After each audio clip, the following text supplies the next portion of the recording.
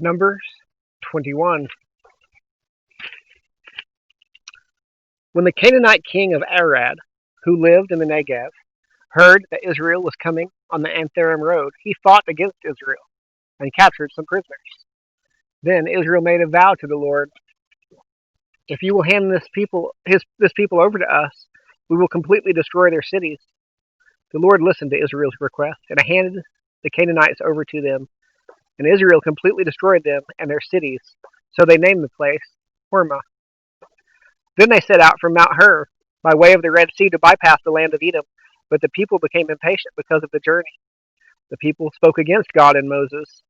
"Why have you led us up from Egypt to die in the wilderness? There is no bread or water, and we detest this wretched food." Then the Lord sent poisonous snakes among the people, and they bit them so that many Israelites died. Then the people came to Moses and said, "We have sinned by speaking against the Lord and against you. Intercede with the Lord so that he will take away the snakes from us." And Moses interceded for the people. Then the Lord said to Moses, "Make a snake image and mount it on a pole. When anyone who is bitten looks at it, he will recover." So Moses made a bronze snake and mounted it on a pole. Whenever someone was bitten and he looked at the bronze snake, he recovered. The Israelites set out and camped at Oboth. They set out from Oboth and camped at Ibarim in the wilderness that borders Moab on the east. From there they went and camped at Zered Valley. They set out from there and camped on the other side of the Arnon River in the wilderness that extends from the Amorite border, because the Arnon was the Moabite border between Moab and the Amorites. Therefore it is stated in the book of the Lord's wars, Wahab and Suphah, and the ravines of the Arnon, even the slopes of the ravines that extend to the site of Ar, lie along the border of Moab. From there they went to Beer, the well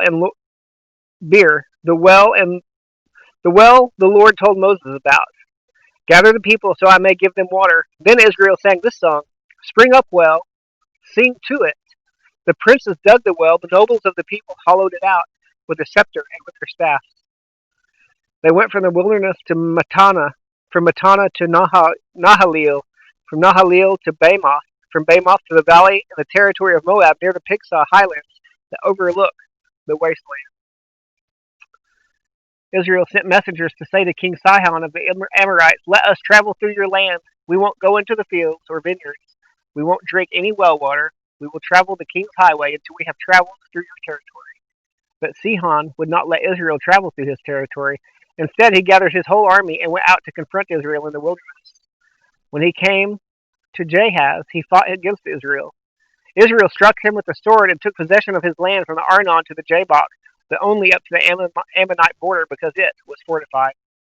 Israel took all the cities and lived in all these Amorite cities, including Heshbon and all its surrounding villages. Heshbon was the city of Sihon of the Amorites, who had fought against the former king of Moab and had taken control of all his land as far as the Arnon. Therefore the poets say, "Come to Heshbon, let it be rebuilt, let the city of Sihon be restored. For fire came out of Heshbon, a flame from the city of Sihon, it consumed Ar of Moab. The citizens of Arnon's heights, woe to you, Moab! You have been destroyed, people of Shemosh. He gave up his sons as refugees and his daughters into captivity."